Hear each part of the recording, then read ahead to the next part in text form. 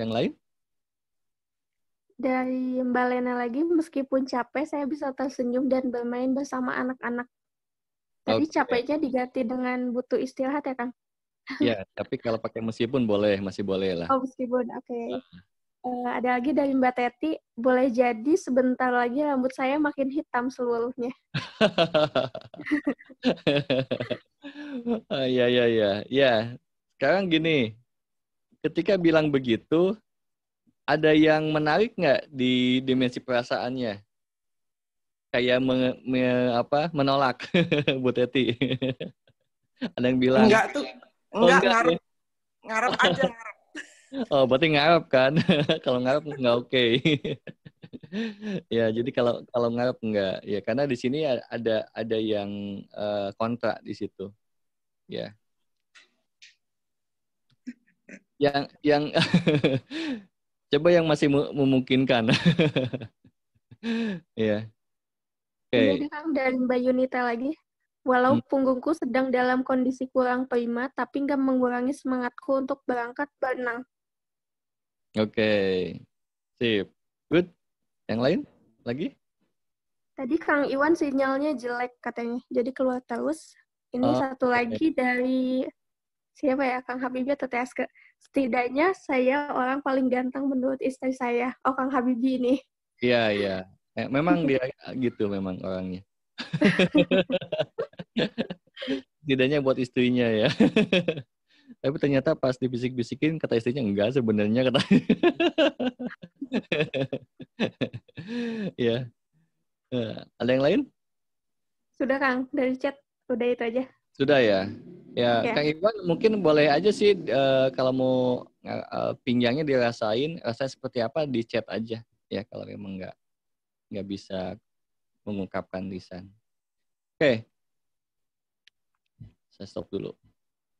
Oke, terus teman-teman yang perlu diwaspadai juga adalah peribahasa di zaman dulu. Ya, ini perlu diwaspadai. Seperti yang saya ada di flyer gitu ya, saya sampaikan.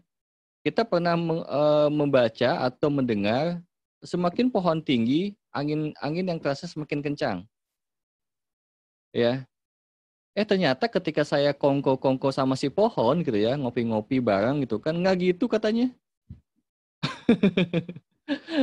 Enggak katanya, karena kita sudah dipersiapkan memang bisa bisa menerima angin itu di ketinggian itu. Ya. Kemarin juga di sesi kalau ada di Mbak Dewi ini gitu ya, mengungkapkan juga bagus juga tuh. Jadi mungkin yang bilang seperti itu tuh yang analoginya seperti kalau di karate misalnya sabuk putih, dia bilang wah semakin tinggi semakin banyak ujiannya, gitu ya. Wah harusnya kalau di ban hitam itu ujiannya apa ya, berat banget kata si sabuk putih. Tapi kalau Anda sudah menjelang mau sabuk hitam, enggak, biasa aja. Karena memang kan cuma ke satu level sedikit. Ya, paham nggak gitu ya? Jadi jangan sampai kemarin ada yang mengungkapkan, jangan sampai saya nggak mau banyak belajar, nanti banyak ujiannya, kata gitu ya. Saya nggak mau tinggi-tinggi, saya nanti banyak ujiannya. Nah, itu perlu hati-hati dengan ini. Ya. Terus apa lagi ya? Berakit-rakit dahulu, bersenang-senang kemudian. Ya. Nah, itu juga perlu diwaspadai. Jangan sampai ungkapan itu mempengaruhi visualisasi Anda, dimensi pikiran Anda. Jadi seolah-olah hidup itu harus bersusah-susah dulu, ya, menderita seolah-olah gitu. Seolah-olah kayak begitu dulu. Enggak, ya. Dan si penderitaan, si sakit itu juga cuma masalah persepsi kok sebenarnya. Ingat nggak? HJHN, hadapi, jalani, hayati, dan nikmati. Ya, kalau begitu setiap perjalanannya ya HJHN aja gitu kan. Kalau kita jatuh, ya HJHN aja, nggak jadi yang aduh lebay misalnya, nggak gitu. Aduh saya sakit, saya lagi menderita. Ini sebuah proses, ya, lebay banget ya gitu. Ya memang semuanya juga sebab proses, dijalanin aja gitu. Ya. Jadi kebanyakan label kita tuh ya, label-label yang seperti itu. Apalagi ya? Ungkapan peribahasa air susu dibalas dengan air tuba. Ya kan? Kata siapa? Air susu itu akan dibalas dengan air susu yang akan lebih banyak.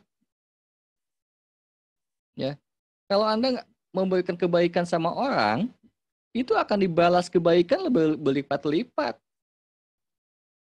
Tapi kan buktinya ada ketika ngasih kebaikan sama orangnya, orangnya malah misalnya mengabaikan kita atau mungkin fitnah kita, misalnya padahal kita sudah memberikan kebaikan buat dia.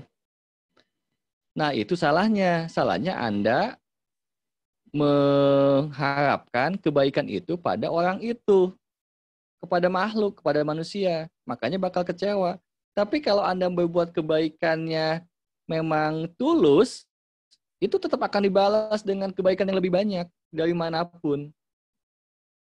Ya, tidak harus tidak harus dari orang itu, tidak orang tersebut, bisa dari manapun akan efeknya akan didapatkan kebaikan yang lebih banyak buat Anda, buat diri kita.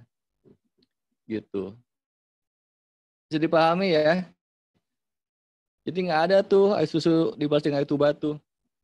Ya, pasti itu akan dibalas dengan air susu yang lebih banyak. Ya. Terus apa lagi? Sudah jatuh ketimbang Sudah jatuh ketimbang tangga pula gitu ya, gitu kan. Jadi jangan sampai itu menjadi servo mekanisme ya. Atau servo mekanisme itu sebuah pola yang berulang-ulang. Jadi Anda ketika gagal, akhirnya Anda sudah punya asumsi, wah jangan-jangan abis ini saya ada kegagalan yang lain misalnya. Nah, malah jadi kejadian gitu kan. Itu lepasin itu juga. Ya. Jadi nggak ada yang namanya gagal. Semuanya adalah proses belajar. Ya. Ya, jadi salah satunya di kosakata kita, ya, di perkataan kita, salah satunya hapus kata gagal. Nggak ada namanya gagal itu. Ya, seperti yang pernah saya bilang, hapus kata hilang. Karena kalau semua di dunia ini paham bahwa semuanya adalah titipan, ya, tidak akan ada itu yang namanya kosakata hilang, karena semua juga titipan. Ya, jadi ada beberapa kosakata yang nggak perlu dipakai kalau sudah punya kesadaran alfa, gitu ya, atau kesadaran lah ya, gitu. Mbak Tuca tadi raise hand, silakan. Kepencet. Oke, kepencet, siap. Oke, ada Kang yang lain? Iya, ya. Iya, Kang. Tadi karena ada menyinggung tentang self talk itu tuh Kang. Self talking. Nah, biasanya kita self talking tuh untuk bikin reasoning atau bikin make sense gitu kan atas suatu peristiwa atau kejadian kan. Jadi buat saya memang self talking itu menyehatkan sebenarnya. Betul. Yang saya mau tanya, apakah pilihan kata-kata juga ketika self talk itu kita juga harus tetap berpedoman pada ini yang kata-kata dengan energi rendah dan energi tinggi itu juga ya? Ya, betul. Jadi ini self talk yang sebuah teknik dan sebenarnya ada risetnya. Ya, ada risetnya. Jadi saya dulu pernah dikasih sebuah buku gitu ya. Awalnya itu ketika saya latihan, kenapa saya latihan berkata-kata itu, ada yang klien ngasih buku itu. Intinya gini, di buku itu menerangkan dia seorang konselor juga. Ya, jadi ternyata ketika diterapi dengan mengubah kata-kata, perbaikan kliennya itu meningkat dengan cepat. Ya, jadi dikasih terapi begitu. Jadi dia menyimpulkan ada kategori itu, ya, ada energi rendah dan tinggi gitu ya. Seperti itu Mbak Liza. Jadi biar lebih selaras kali ya gitu. Iya, supaya itu kita jadi self love ya, bukan self pity atau self blame gitu kan? Iya gitu. Dan itu akan terasa kan ketika akhirnya mau mencari reasoning pun itu kita lagi blaming atau lagi tanggung jawab atau lagi memotivasi diri kita, kan beda ya nanti tuh bisa membedakan. Dan vibrasi rasanya kan terasa. Ya. Gitu. Oke, good. Terima kasih ya. Sama-sama. Ada yang lain? Atau ada ungkapan yang mungkin Anda sadari, ungkapan apa itu gitu kan, misalnya boleh di-sharingkan gitu. Kang, kasih ibu sepanjang jalan, kasih anak sepanjang galah. Ya, bisa juga kan sepanjang jalan juga. Ya. Jadi yang namanya kasih itu jadi kayak diskriminasi juga ya. Soalnya ibu sama anak tuh kan kalau kita bicaranya bukan status ya, status ibu dan status anak, tapi kita memandangnya manusia. Ya. Dan faktanya juga kan, ada juga faktanya memang si anaknya yang justru kasih sayangnya memberikan sepanjang jalan. Ada yang begitu kan, malah orang tuanya enggak. Ada yang seperti itu. Jadi kita siapa yang berkesadaran aja, intinya gitu. Jadi kesempatan kita untuk berkasih, kalau kita barusan yang diungkapkan oleh Mbak Dewi, yang diungkapkannya itu tuh jadinya jangan sampai membatasi gitu kan. Kalau kita sebagai anak kita bisa juga gitu ya, sepanjang jalan misalnya gitu. Jadi maksud saya ungkapan-ungkapan itu diwaspadai gitu ya, disadari. Bisa dipahami Mbak Dewi? Ya Kang, bisa. Nuhun. Oke, good. Ada lagi nggak ungkapan yang lain? Ini dari Kang Habibie, Kang. Bagaimana dengan peribahasa bersakit-sakit dahulu, berenang ke tepian, bersakit-sakit dahulu, dan bersenang-senang kemudian? Iya, ya tadi yang saya sampaikan kan. Yang bersakit-sakit dahulu, berenang kemudian. Iya, tadi udah. Ya, berbarengan tadi kan. Berbarengan. Oh, betul. Iya, sip. Yang lain?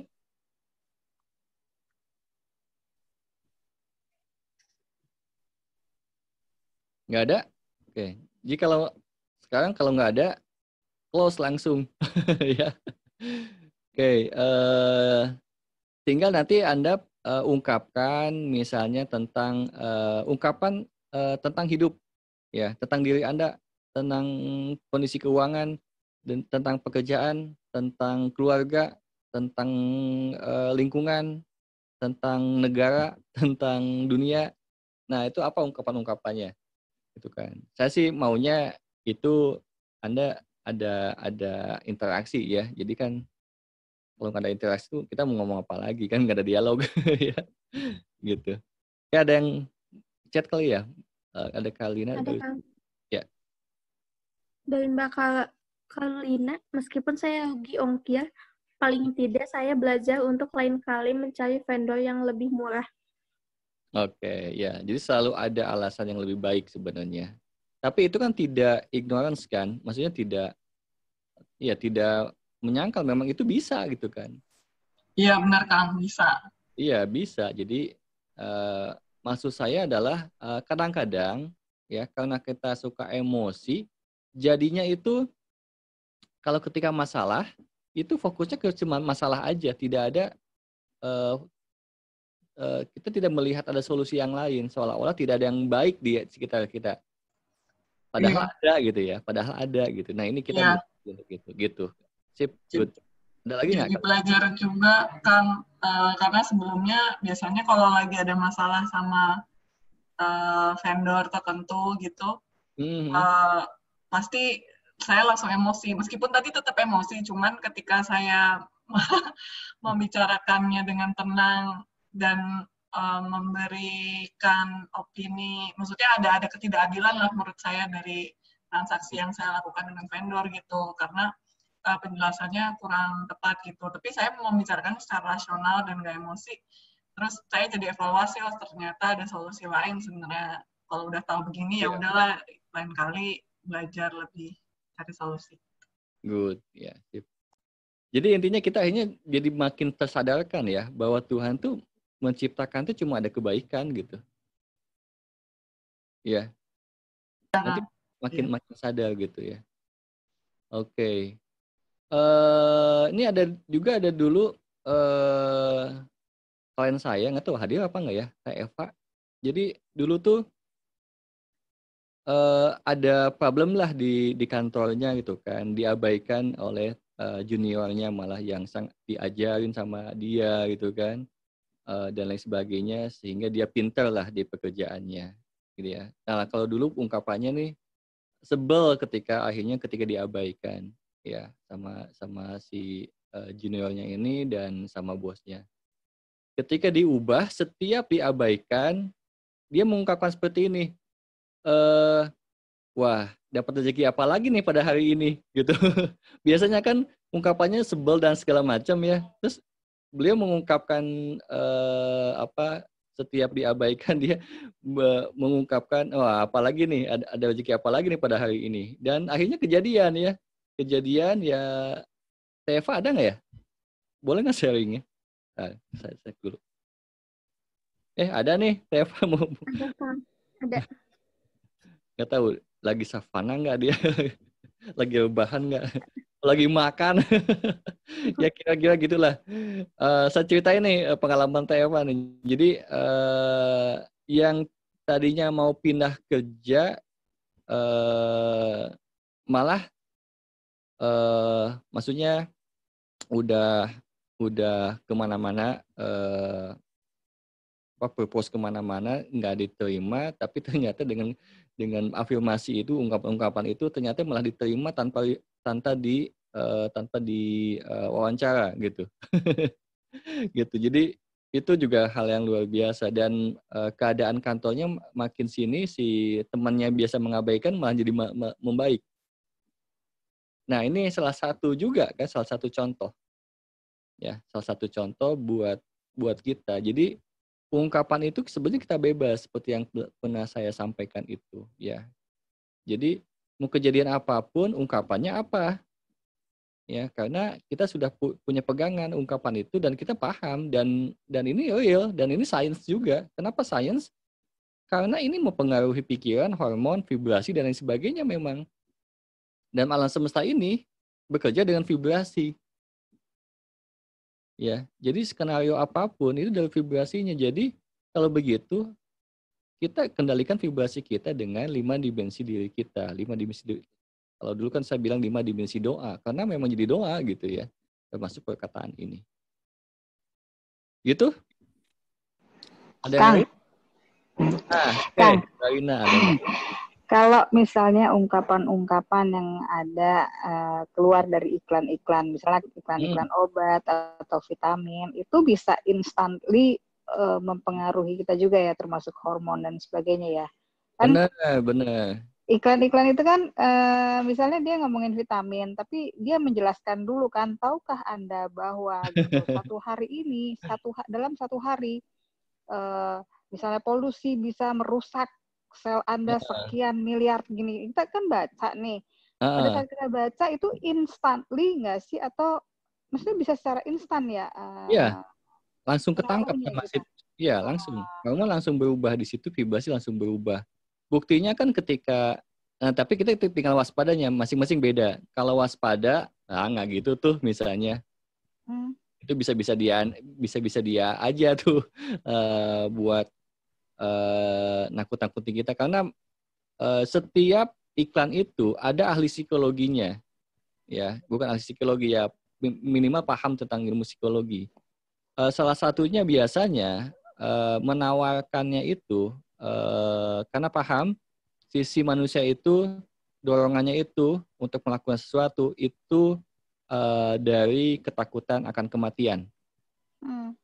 Nah, itu biasanya atau berupa ancaman. Kalau kita belajar kemarin yang sesi event mental readiness itu dari sisi ketakutannya gitu ya, ancaman ya, berupa ancaman. Jadi justru ketika ada berupa ancaman, kita lebih bergeraknya lebih datang gitu kan, daripada imbalan malahan gitu ya. Itu naturalnya manusia. Jadi makanya coba lihat ya iklan-iklan kesehatan, ya sorry ya kalau ada agen asuransi, ada asuransi juga, meskipun maaf-maaf, amit-amit gitu kan, tapi tetap aja gitu kan, ini kalau ibu nanti begini-begini gitu ya, ini sudah ada persiapannya gitu kan ya gitu. Jadi kayak ngasih kantongnya gitu ya asuransi, ya, ngasih wadah gitu ya. ngasih wadah. Tapi ini kalau nggak disadari, ini akan memproses memang begitu gitu ya. Apapun ya, bukan hanya kesehatan aja. Asuransi mobil, saya pernah dulu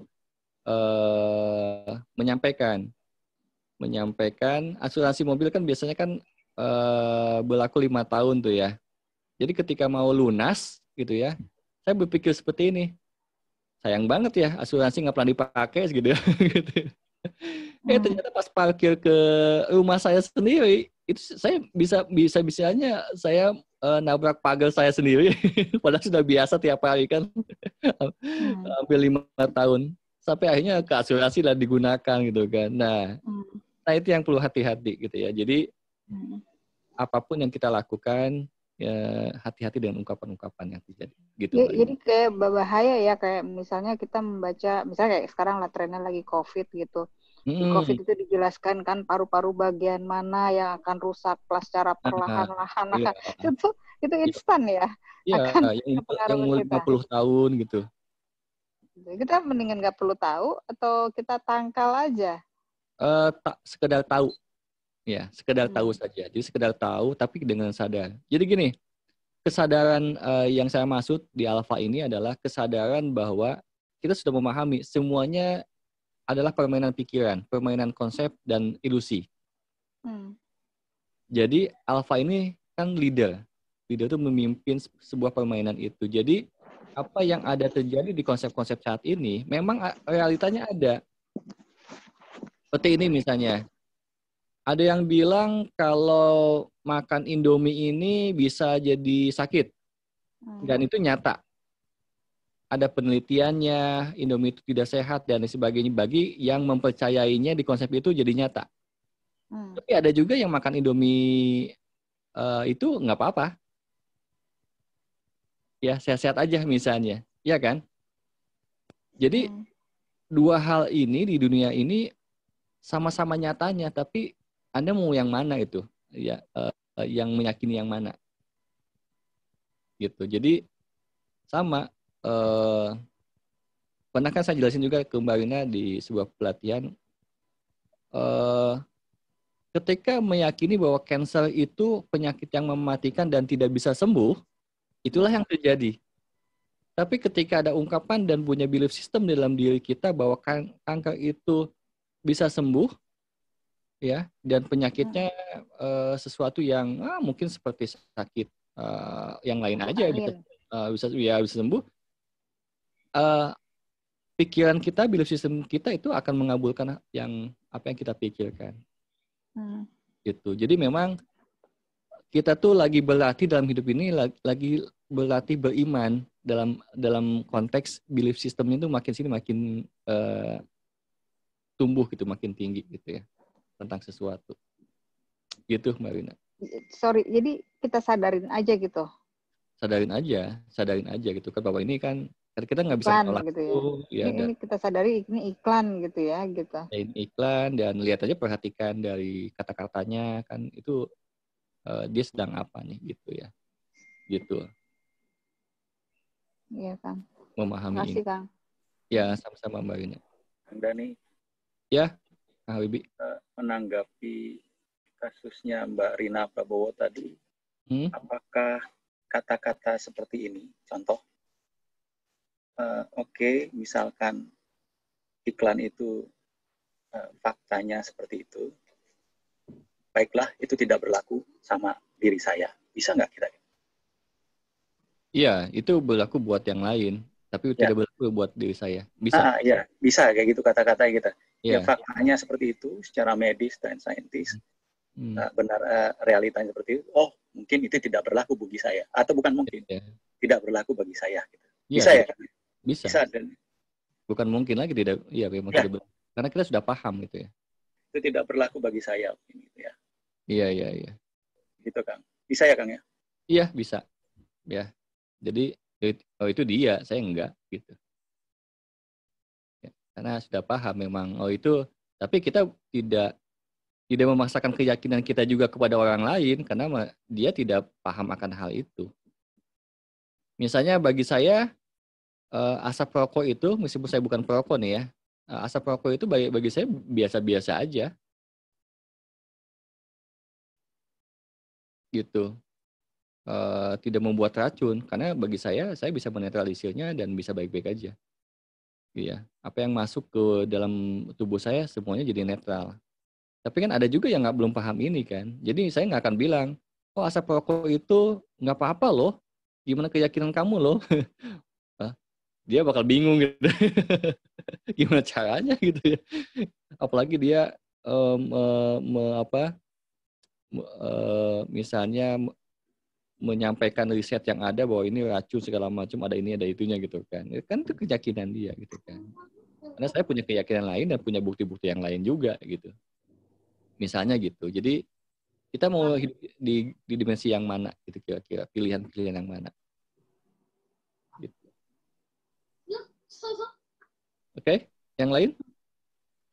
Mbak Lena, Mbak, silakan. Ya, Mbak Lena.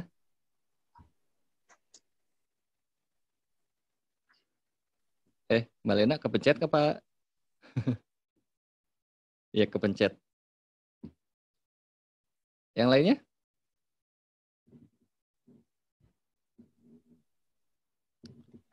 Sudah cukup? Kalau sudah cukup, kita akhiri. Ya. Ada dari chat nih, Kang.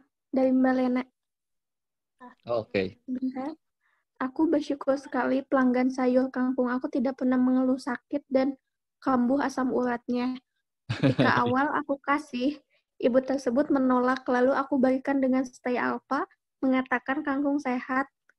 Aku tidak menjelaskan bahwa kangkung aku organik, walaupun umumnya orang tahu kalau kangkung organik memang sehat. Alhamdulillah sampai sekarang kalau setiap panen minta hasil panennya. Gitu kan? Iya. Nah, ini ungkapannya itu kan berupa vibrasi. Jadi ketika memang unik ya, saya belum ada penelitian yang meneliti apa yang saya temukan ini tentang stay alpha ini, vibrasi ini sebetulnya.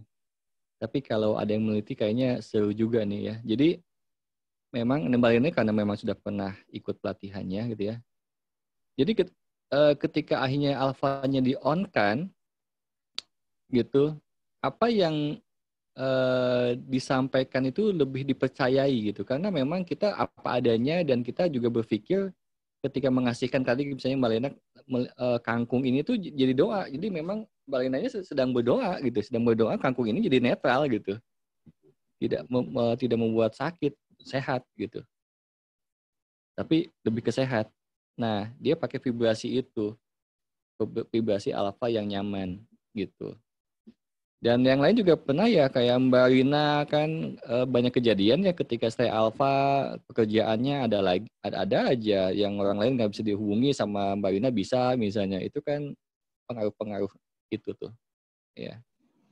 Iya Kang, kerjaan tuh jalan sendiri loh Kang sekarang.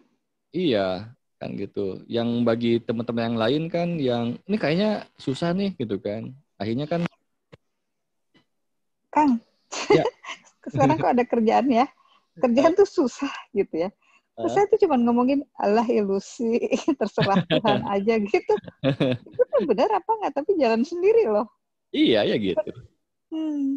Jadi ketika kita orang-orang yang lebih sadar, akhirnya kita jadi tidak victim lagi di kehidupan ini, tapi jadi playernya kan. Udah terasa kan sekarang gitu.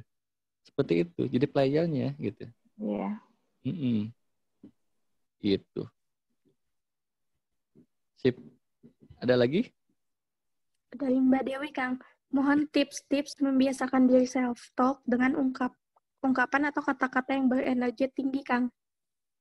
Iya, tadi udah saya sampaikan yang tadi. Udah, Mbak Dewi dicatat nggak? Atau difoto? Saya buka lagi. Ini salah satu ungkapan-ungkapannya nih ya. Ya meskipun gitu kan titik-titik setidaknya ini foto aja nih.